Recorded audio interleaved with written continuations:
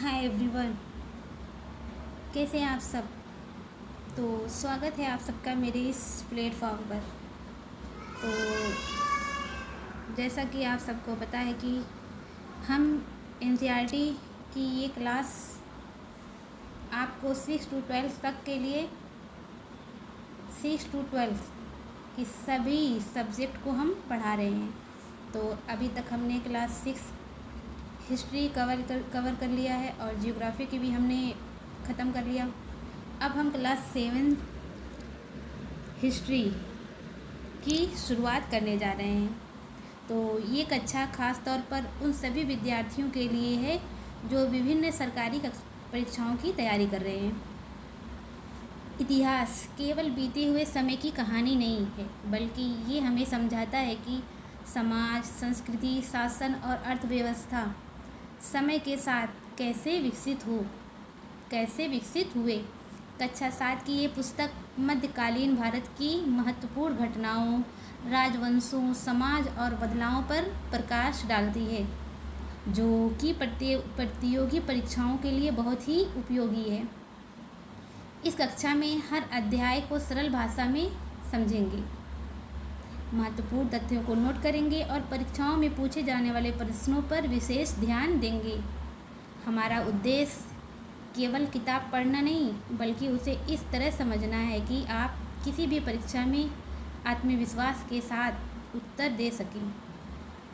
तो आइए इस रोचक और ज्ञानवर्धक यात्रा की शुरुआत करें और इतिहास के आसान तथा उपयोगी बनाएं। हम एनसीईआरटी क्लास 7 हिस्ट्री बुक के पहले अध्याय हजारों वर्षों के दौरान हुए परिवर्तन की पड़ताल की शुरुआत करने जा रहे हैं। हमारे चैप्टर का नाम है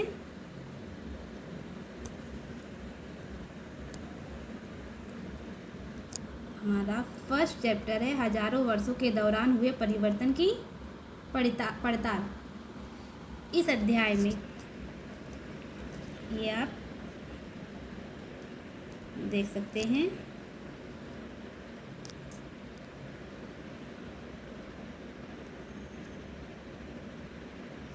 इस अध्याय में हम ये समझेंगे कि समय के साथ समाज, संस्कृति और शासन व्यवस्था में किस प्रकार बदलाव आए। इतिहास एक स्थिर विषय नहीं, बल्कि ये निरंतर बदलती प्रक्रिया है और यही बदलाव इस अध्याय का मुख्य केंद्र है।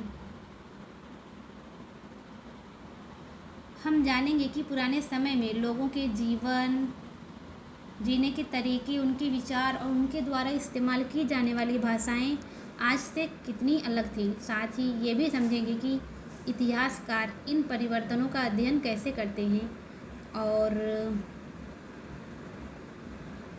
किन स्रोतों की मदद लेते हैं। ये अध्याय प्रतियोगी परीक्षाओं के दृष्टिकोण से भी बहुत महत्वपूर्ण है, क्योंकि इसमें समय, परिवर्तन और इतिहास की समझ से जुड़ी बुनियादी प्रश्न पूछे जाते हैं।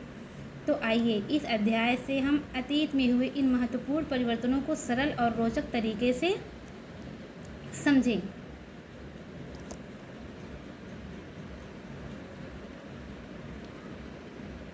यहाँ पे आप मानचित्र देख सकते हैं।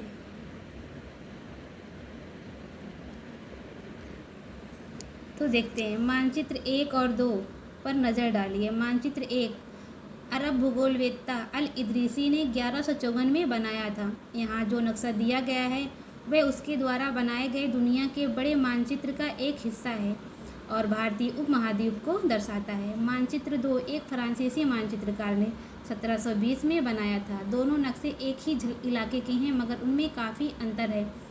अल इदरीसी के नक्शे में दक्षिण भारत उस जगह है जहां हम आज उत्तर भारत ढूंढेंगे, और श्रीलंका का द्वीप उत्तर की तरफ है, जहां जगहों के नाम अरबी। आप यहाँ पे देखिए, और दूसरा चित्र ये है। तो देखते हैं, जगहों के नाम अरबी में दिए गए हैं और उनमें कुछ जाने पहचाने नाम भी हैं, जैसे कि उत्तर प्रदेश का कन्नौज। मानचित्र 2 पहले मानचित्र के बनने के लगभग 600 वर्ष बाद बनाया गया। इस कालावधि में उपमहाद्वीप के बारे में सूचनाएं काफ़ी बदल गई थी। ये नक्शा हमें ज़्यादा परिचित लगेगा। उसमें विशेषकर तटीय इलाकों के बारीक ब्यौरे रखकर आश्चर्य होता है। यूरोप के नाविक तथा व्यापारी अपनी समुद्री यात्रा के लिए इस नक्शे का इस्तेमाल किया करते थे, जिसके लिए आप अध्याय 6 देख सकते हैं।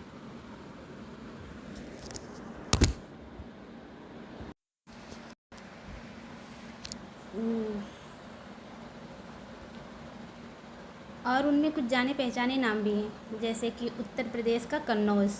मानचित्र 2 पहले मानचित्र के बनने के लगभग 600 वर्ष बाद बनाया गया। इस कालावधि में उपमहाद्वीप के बारे में सूचनाएं काफ़ी बदल गई थी। ये नक्शा हमें ज़्यादा परिचित लगेगा। उसमें विशेषकर तटीय इलाकों के बारीक ब्यौरे देखकर आश्चर्य होता है। यूरोप के नाविक तथा व्यापारी अपने समुद्र यात्रा के लिए इस नक्शे का इस्तेमाल किया करते थे। देखें अध्याय 6 शायद यहाँ पे है। लेकिन अब भीतरी इलाकों पर नज़र डालें, क्या इनमें भी उतने ही ब्यौरे हैं जितने समुद्र तट वाले हिस्से में हैं? गंगा के मार्ग को देखें, इसे किस तरह से दर्शाया गया है। इस मानचित्र में तटीय और इलाकों के बीच, भीतरी इलाकों के बीच ब्यौरों और बारीकी का जो अंतर है, आपके ख्याल में उसका क्या कारण है? यहाँ पे आप इस मैप को बारीकी से देखिएगा। ये 600 साल पहले और ये उससे 600 साल पहले का बनाया गया है। ये अल-इदरीसी बनाया है, जो कि अरब भूगोलवेत्ता था। और ये जो नक्शा बनाया है वो एक फ्रांसीसी भूगोलवेत्ता था, उसने बनाया था।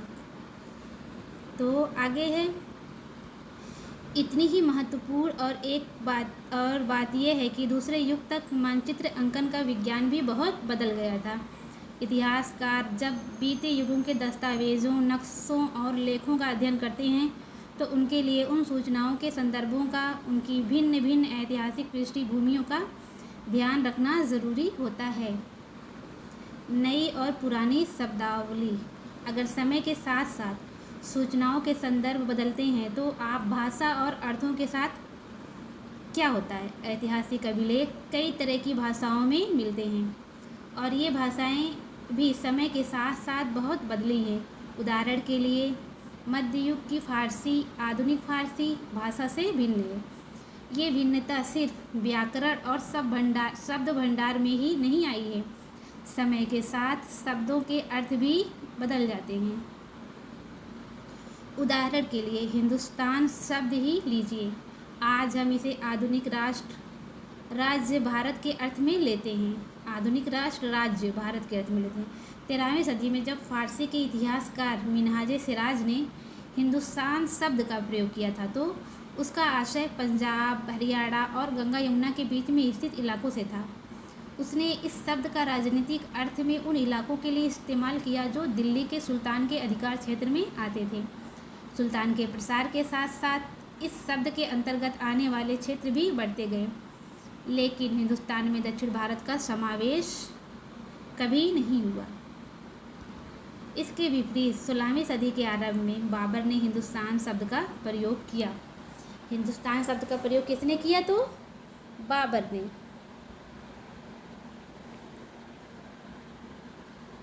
इस उपमहाद्वीप के भूगोल, पशु पक्षियों और यहाँ के निवासियों की संस्कृति का वर्णन करने के लिए किया।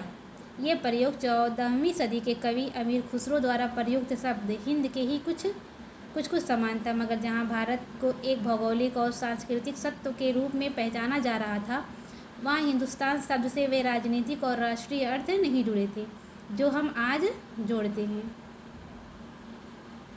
क्या आपको ऐसा कुछ और शब्दों का ध्यान आता है जिनके अर्थ भिन्न भिन्न संदर्भों में बदल जाते हैं? आइए आगे देखते हैं। किसी भी शब्द का प्रयोग करने में इतिहासकारों को बहुत सावधान रहना चाहिए, क्योंकि अतीत में उन शब्दों के कुछ अलग ही अर्थ थे। उदाहरण के लिए विदेशी जैसा सीधा साधा शब्द ही ले लीजिए। हमारे लिए आज इसका अर्थ होता है ऐसा व्यक्ति जो भारतीय ना हो।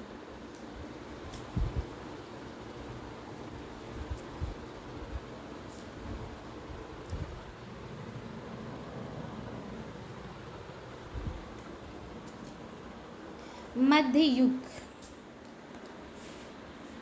मध्य युग में मानो किसी गांव में आने वाला कोई भी अनजाना व्यक्ति जो इस समाज या संस्कृति का अंग ना हो, विदेशी कहलाता है। विदेशी किसे कहते हैं? जो आपके देश का ना हो, जो किसी बाहर कंट्री का हो, जिसका उस देश से कोई रिश्ता नहीं, जैसे कि कोई प्रूफ ना हो, वो ना इस देश का रहने वाला हो, ना इसके माता पिता इस देश के हों, तो वो विदेशी कहलाते हैं। और जो देश के होते हैं, उसका जन्म, उसका स्थान, उसके माता पिता में से कोई एक भारत का नागरिक हो, तो वो भारतीय कहलाता है। ऐसे व्यक्ति को हिंदी में परदेशी और फारसी में अजनबी कहा जा सकता है। विदेशी किसे कहते हैं? तो आपने विदेशी की परिभाषा यहाँ से देख ली। किसी गांव में आने वाला कोई भी अनजान व्यक्ति जो उस समाज या संस्कृति का अंग ना हो, विदेशी कहलाता है। ऐसे व्यक्ति को हिंदी में क्या कहते हैं? परदेशी। और फारसी में क्या कहते हैं? अजनबी कहा जाता है। इसलिए किसी नगरवासी के लिए वनवासी विदेशी होता था, किंतु एक ही गांव में रहने वाले दो किसान अलग अलग धार्मिक या जाति परंपराओं से जुड़े होने पर भी एक दूसरे के लिए विदेशी नहीं होते थे। इतिहासकार और उनके स्रोत। आइए नेक्स्ट पॉइंट है, नेक्स्ट हेडिंग है इतिहासकार और उनके स्रोत। इतिहासकारों ने कहाँ से अपने स्रोत इकट्ठे किए? इतिहासकार किस युग का अध्ययन करते हैं और उनकी खोज की प्रकृति क्या है, इसे देखते हुए वे अलग अलग तरह के स्रोतों का सहारा लेते हैं। उदाहरण के लिए, पिछले साल आपने गुप्त वंश के शासकों और हर्षवर्धन के बारे में पढ़ा। इस पुस्तक में हम मोटे तौर पर 700 से 1750 ईस्वी तक लगभग हजारों वर्षों के बारे में पढ़ेंगे। इस काल के अध्ययन के लिए इतिहासकार जिन स्रोतों का प्रयोग करते हैं, उनमें आपको बहुत सी बातें ऐसी मिलेंगी जो पिछले युग से वैसे ही चली आ रही हैं। इतिहासकार इस काल के बारे में सूचना इकट्ठी करने के लिए अभी भी सिक्कों, शिलालेखों, स्थापत्य जो भवन निर्माण कला तथा लिखित सामग्री पर निर्भर करते हैं, पर कुछ बातें पहले से काफ़ी भिन्न भी हैं। इस युग में प्रामाणिक लिखित सामग्री की संख्या और विविधता आश्चर्यजनक रूप से बढ़ गई। इसके आगे इतिहासकार सूचनाओं के दूसरे प्रकार के स्रोतों का इस्तेमाल धीरे धीरे कम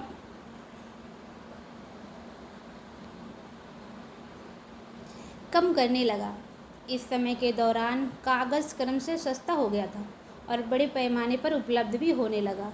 लोग धर्म ग्रंथ, शासकों के वृत्तांत, संतों के लेखन तथा उपदेश, अर्जियाँ, अदालतों के दस्तावेज, हिसाब तथा करों के खाते आदि लिखने में इसका उपयोग करने लगे। धनी व्यक्ति, शासक, जन, मठ तथा मंदिर पांडुलिपियाँ एकत्रित किया करते थे। इन पांडुलिपियों को पुस्तकालयों तथा अभिलेखागारों में रखा जाता है। इन पांडुलिपियों तथा दस्तावेजों से इतिहासकारों को बहुत सारी विस्तृत जानकारी मिलती है, मगर साथ ही इनका उपयोग कठिन है। उन दिनों छापे खाने तो थे ही नहीं, इसलिए लिपिक या नकलनवीश हाथ से ही पांडुलिपियों की प्रतिकृति बनाते थे। अगर आपने अभी किसी मित्र के गृह कार्य की नकल उतारी है तो आप जानते होंगे कि ये काम आसान नहीं है। कभी कभी आपको अपने मित्र की लिखावट समझ में नहीं आती होगी और आपको मजबूर होकर अंदाज़ा ही लगाना पड़ता होगा कि क्या लिखा गया है। फलस्वरूप आपके लिखे में मित्र के लिखे हुए से कुछ छोटे मोटे लेकिन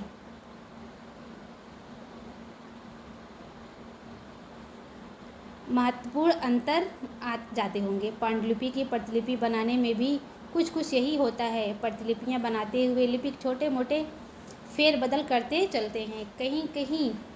कहीं कोई शब्द, कहीं कोई वाक्य। सदी दर सदी प्रतिलिपियां बनती रही हैं और अंततः एक ही मूल ग्रंथ की भिन्न भिन्न प्रतिलिपियां एक दूसरे से बहुत ही अलग हो गईं। इससे बड़ी गंभीर समस्या उत्पन्न हो गई, क्योंकि आज हमें लेखक की मूल पांडुलिपियां शायद ही कहीं मिलती हैं और बाद के लिपिकों द्वारा बनाई गई प्रतिलिपियों पर ही पूरी तरह निर्भर रहना पड़ता है। इसलिए इस बात का अंदाज़ा लगाने के लिए मूलतः लेखक ने क्या लिखा था, इतिहासकारों को एक ही ग्रंथ की विभिन्न प्रतिलिपियों का अध्ययन करना पड़ता है। तो कई बार लेखक स्वयं भी समय समय पर अपने मूल वृत्तांत में संशोधन करते रहते हैं और 14वीं शताब्दी के इतिहासकार जियाउद्दीन बर्नी ने अपना वृत्तांत पहली बार 1356 में और दूसरी बार इसके 2 वर्ष बाद लिखा था। दोनों में अंतर है, लेकिन 1971 तक इतिहासकारों को पहली बार वाले वृत्तांत की जानकारी ही नहीं थी। यह पुस्तकालयों के विशाल संग्रहों में कहीं दबा पड़ा था।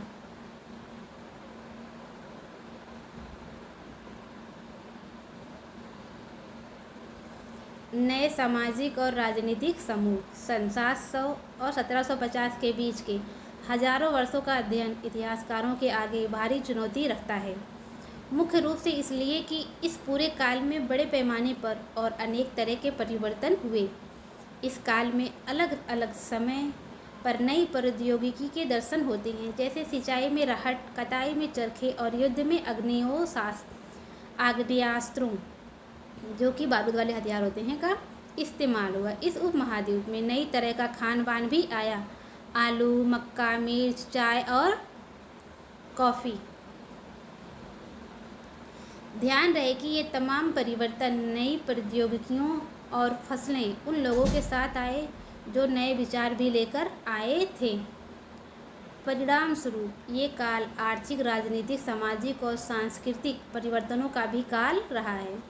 अध्याय 5, 6 और 7 में आप इनमें से कुछ के बारे में जानेंगे। तो इसके बारे में जानने के लिए आप अध्याय 5, 6 और 7 वाली वीडियो मिस नहीं करना और ज़रूर देखना। इस युग में लोगों की गतिशीलता, एक स्थान से दूसरे स्थान पर आना जाना भी बहुत बढ़ गया था। अवसर की तलाश में लोगों के झुंड दूर दूर की यात्राएं करने लगे थे। इस उपमहाद्वीप में अपार संपदा और अपना भाग्य गढ़ने के लिए अपार संभावनाएं मौजूद थी। इस काल में जिन समुदायों का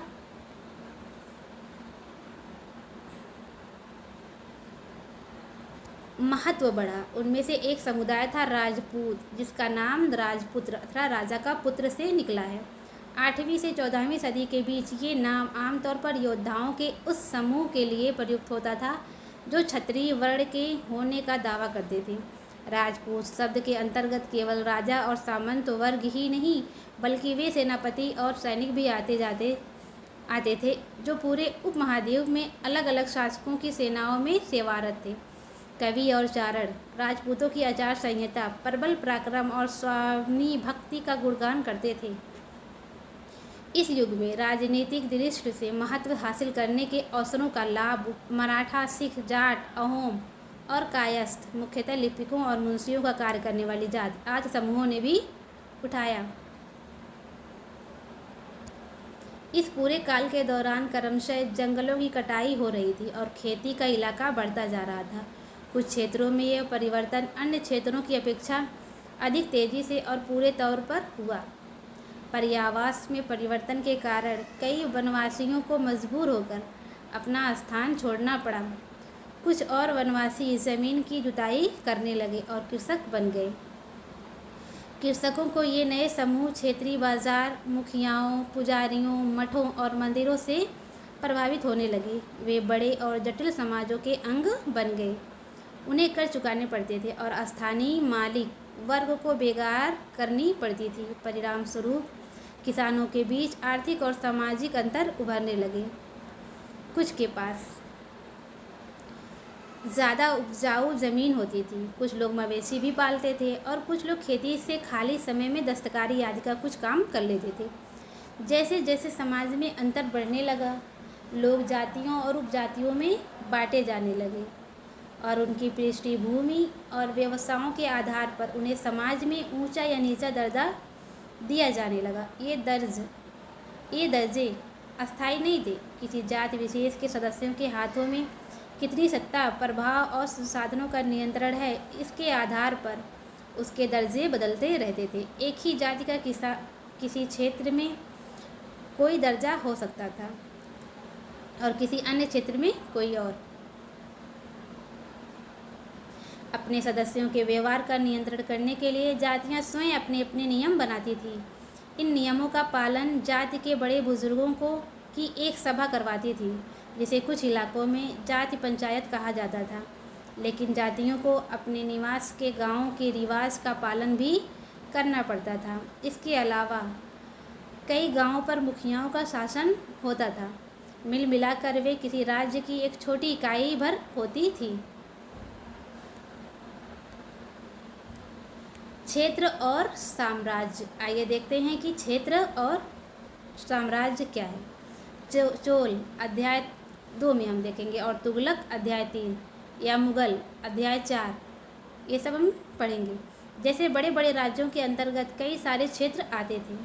दिल्ली के सुल्तान गयासुद्दीन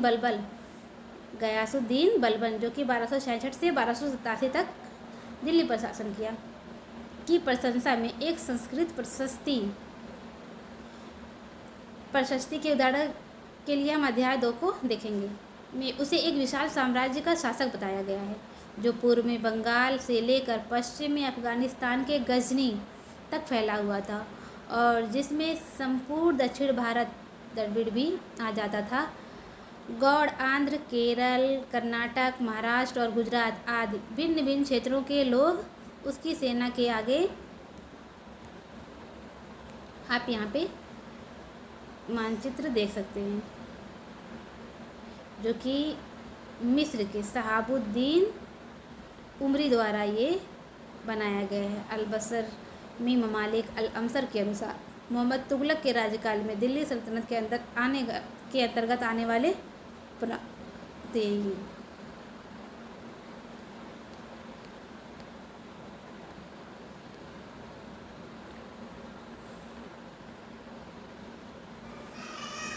आगे है प्लान कर जाते थे। इतिहासकार विजय अभियान के इन दावों को अतिशयोक्तिपूर्ण मानते हैं। साथ ही वे ये समझने की कोशिश में भी लगे रहते हैं कि शासक लोग इस उपमहाद्वीप के भिन्न भिन्न भागों पर अपने अधिकार का उल्लेख क्यों करते हैं। तो यहाँ पे आप देख सकते हैं भाषा तथा क्षेत्र। यहाँ पे देख सकते हैं, इसका आप स्क्रीनशॉट लीजिए और इसको आप खुद से पढ़ लीजिएगा। चलिए आगे है। सन 700 तक कई क्षेत्रों के अपने अपने भौगोलिक आयाम तय हो चुके थे और उनका अपना भाषा तथा सांस्कृतिक विशेषताएं स्पष्ट हो गई थी। अध्याय 9 में आपको इनके बारे में और अधिक जानकारी मिलेगी। ये क्षेत्र विशेष शासक राजवंशों से भी जुड़े गए थे। इन राज्यों के बीच काफ़ी टकराहटें चलती रहती थी। कभी कभी चोल, खलजी, तुगलक और मुगल जैसे राजवंश अनेक क्षेत्रों में फैला एक विशाल साम्राज्य भी खड़ा कर लेते थे। ये सभी साम्राज्य समान रूप से स्थिर या सफल नहीं हो पाते थे। उदाहरण के लिए अध्याय 3 और अध्याय 4 की तालिका 1 की तुलना कीजिएगा। खलजी और मुगल वंश के शासक कितनी अवधि तक चले। आप बताइएगा कि खिलजी और मुगल वंश के शासन कितनी अवधि तक चले। आप बताइए कि कितने सन से कितने सन तक। 18वीं सदी में मुगल वंश पतन के ढलान पर था। उस समय लास्ट बादशाह कौन था? बहादुर शाह जफर। तो फलस्वरूप क्षेत्रीय राज्य फिर से उभरने लगे, लेकिन वर्षों से जो सर्व क्षेत्रीय साम्राज्यों का शासन चल रहा था, उससे क्षेत्रों की प्रकृति बदल गई थी। उन पर कई छोटे बड़े राज्यों का शासन चलता रहा और उन राज्यों की बहुत सी बातें इस उपमहाद्वीप के अधिकतर भाग पर फैले इन क्षेत्रों को विरासत में मिली थी। इस तथ्य का पता हमें उन कई परंपराओं से लगता है जो इन क्षेत्रों से उभरी थी। इन परंपराओं में कुछ एक दूसरे से भिन्न और कुछ एक समान हैं। ऐसी परंपराएं हमें प्रशासन, अर्थव्यवस्था के प्रबंधन, उच्च संस्कृति तथा भाषा के संदर्भ में मिलती है। सन 700 से लेकर 1750 के बीच के 1000 वर्षों में इन विभिन्न क्षेत्रों की प्रकृति एक दूसरे से कटकर अलग अलग नहीं बनती। हालांकि उनके चरित्र की अपनी विशिष्टताएं बनी रही, मगर समन्वय के सर्व क्षेत्रीय ताकतों का प्रभाव भी उन पर पड़ा था। नेक्स्ट हेडिंग है पुराने और नए धर्म। इतिहास के जिन हजारों वर्षों की पड़ताल हम कर रहे हैं, इनके दौरान धार्मिक परंपराओं में कई बड़े परिवर्तन आए। दैविक तत्व से तत्व में लोगों की आस्था कभी कभी बिल्कुल ही वैयक्तिक स्तर पर होती थी, मगर आमतौर पर इस आस्था का स्वरूप सामूहिक होता था। किसी दैविक तत्व में सामूहिक आस्था यानी धर्म प्रायः स्थानीय समुदायों के सामाजिक और आर्थिक संगठन से संबंधित होती थी। जैसे जैसे इन समुदायों का सामाजिक संसार बदलता गया, वैसे ही इनकी आस्थाओं में भी परिवर्तन आता गया। आज हम जिसे हिंदू धर्म कहते हैं, उसमें भी इसी युग में महत्वपूर्ण बदलाव आए। इन परिवर्तनों में से कुछ थे: नए देवी देवताओं की पूजा, राजाओं द्वारा मंदिरों का निर्माण और समाज में पुरोहितों के रूप में ब्राह्मणों का बढ़ता महत्व तथा बढ़ती सत्ता आदि। संस्कृत ग्रंथों के ज्ञान के कारण समाज में ब्राह्मणों का बड़ा आदर होता था। इनके संरक्षक थे नए नए शासक, जो स्वयं प्रतिष्ठा की चाह में थे। इन संरक्षकों का समर्थन होने के कारण समाज में इनका दबदबा और भी बढ़ गया था।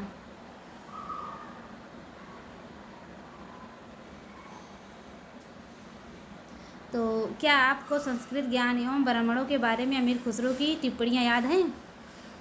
संरक्षक कोई प्रभावशाली धनी व्यक्ति जो किसी कलाकार, शिल्पकार, विद्वान या अभिजात जैसे किसी अन्य व्यक्ति की मदद या सहारा दे, उसे किसी क्या कहते हैं? संरक्षक। जो किसी की रक्षा करे, मोटे पॉइंट में जो किसी व्यक्ति की क्या करे? रक्षा करे, वो क्या होता है? संरक्षक। या फिर आप मान लो कि कोई इमारत है, उसकी हिफाजत अगर कोई कर रहा है, उसकी देखभाल कोई कर रहा है, तो वो क्या है? उसका रक्षक है, संरक्षक है। जैसे कि चलिए, इस युग में एक महत्वपूर्ण परिवर्तन भक्ति की अवधारणा के रूप में आया। इसमें ईश्वर की कल्पना एक ऐसे प्रेमल इष्ट देवी देवता के रूप में की गई थी जिस तक पुजारियों के विशद कर्मकांड के बिना ही भक्त स्वयं पहुंच सके। इस विषय में और साथ ही दूसरी परंपराओं के बारे में आपको अध्याय 8 में जानकारी मिलेगी। यही वह युग था जिसमें इस उपमहाद्वीप में नए नए धर्मों का भी आगमन हुआ। कुरान शरीफ का संदेश भारत में पहल 7वीं सदी में व्यापारियों और अप्रवासियों के जरिए पहुंचा। मुसलमान कुरान शरीफ को अपना धर्म ग्रंथ मानते हैं, केवल एक ईश्वर अल्लाह की सत्ता को स्वीकार करते हैं, जिसका प्रेम, करुणा और उदारता अपने में आस्था रखने वाले हर व्यक्ति को गले लगाता है, चाहे उस व्यक्ति की सामाजिक पृष्ठभूमि कुछ भी रही हो। कई शासक इस्लाम और इसके विद्वान धर्मशास्त्रियों और न्यायशास्त्रियों अर्थात उलिमा के संरक्षण देते थे। हिंदू धर्म की ही बात इस्लाम के अनुयायी भी अपने धर्म की अलग अलग तरह से व्याख्या करते थे। मुसलमानों में कुछ शिया थे जो पैगंबर साहब के दामाद अली को मुसलमानों का विधि सम्मत नेता मानते थे, और कुछ सुन्नी थे जो खलीफाओं के प्रभुत्व को स्वीकार करते थे। इस्लाम के आरंभिक दौर में इस धर्म का नेतृत्व करने वाले खलीफा कहलाते थे, और आगे भी इनकी परंपरा चलती रही। इस्लाम न्याय सिद्धांत, विशेषकर भारत में हनफी और शफी ऐसे सिद्धांत है कि विभिन्न परंपराओं में भी कई महत्वपूर्ण अंतर आ रहे हैं। ऐसे ही धर्म सिद्धांतों तथा रहस्यवादी विचारों को लेकर विभिन्नताएं देखने को मिलती हैं। समय और इतिहास के कालखंडों पर विचार। इतिहासकार समय को केवल घड़ी या कैलेंडर की तरह नहीं देखते, यानी कि केवल घंटों, दिन या वर्षों के बीतने के रूप में ही नहीं देखते। उनका नज़रिया ये है कि समय सामाजिक और आर्थिक संगठन में आने वाले परिवर्तनों को झलकाता है। ये दिखलाता है कि विचारों और विश्वासों में कितना अस्थायित्व रहा है और कितना परिवर्तन आया है। यदि अतीत के समान विशेषता रखने वाले कुछ बड़े बड़े हिस्सों, युगों या कालों में बांट दिया जाए तो समय का अध्ययन कुछ आसान हो जाता है। 19वीं सदी के मध्य में अंग्रेज इतिहासकारों ने भारत के इतिहास को 3 युगों में बांटा था: हिंदू, मुस्लिम और ब्रिटिश। ये विभाजन इस विचार पर आधारित था कि शासकों का धर्म ही एकमात्र महत्वपूर्ण ऐतिहासिक परिवर्तन होता है, और अर्थव्यवस्था, समाज और संस्कृति में कोई भी महत्वपूर्ण बदलाव नहीं आया। नहीं आता। इस दृष्टिकोण में इस उपमहाद्वीप की अपार विविधता की भी उपेक्षा हो जाती थी। इस काल विभाजन को आज बहुत कम इतिहासकार ही स्वीकार करते हैं। अधिकतर इतिहासकार आर्थिक तथा सामाजिक कारकों के आधार पर ही अतीत के विभिन्न कालखंडों की विशेषताएं तय करते हैं। पिछले साल आपने जो इतिहास पढ़े थे उसमें प्राचीन समाजों के कई प्रकारों का समावेश था, जैसे शिकारी संग्राहक, प्रारंभिक दौर के कृषि कर्मी, शहरों और गांवों के निवासी और प्रारंभिक दौर के राज्य और साम्राज्य। इस साल आप जो इतिहास पढ़ेंगे उसे प्रायः मध्यकालीन इतिहास कहा जाता है। इसमें आपको कृषक समाजों के विस्तार, क्षेत्रीय और सामाजिक राज्यों के उदय, कभी कभी तो ग्रामवासियों और वनवासियों की कीमत पर, प्रधान धर्मों के रूप में हिंदू धर्म, इस्लाम धर्म के विकास और यूरोप से व्यापारी कंपनियों के आगमन के बारे में और विस्तार से जानकारी मिलेगी। भारत के इतिहास के ये 1000 साल अनेक बदलावों के साक्षी रहे हैं। आखिर 16वीं और 18वीं शताब्दियाँ 8वीं या 11वीं शताब्दियों से काफ़ी भिन्न थी। इसलिए इस सारे काल को एक ऐतिहासिक इकाई के रूप में देखना समस्याओं से खाली नहीं है। फिर मध्यकाल की तुलना प्रायः आधुनिक काल से की जाती है। आधुनिकता के साथ भौतिक उन्नति और बौद्धिक प्रगति का भाव जुड़ा हुआ है। इससे आज से ये निकलता है कि मध्यकाल रूढ़वादी था और उस दौरान कई परिवर्तन हुआ ही नहीं, लेकिन हम जानते हैं कि ऐसा नहीं था।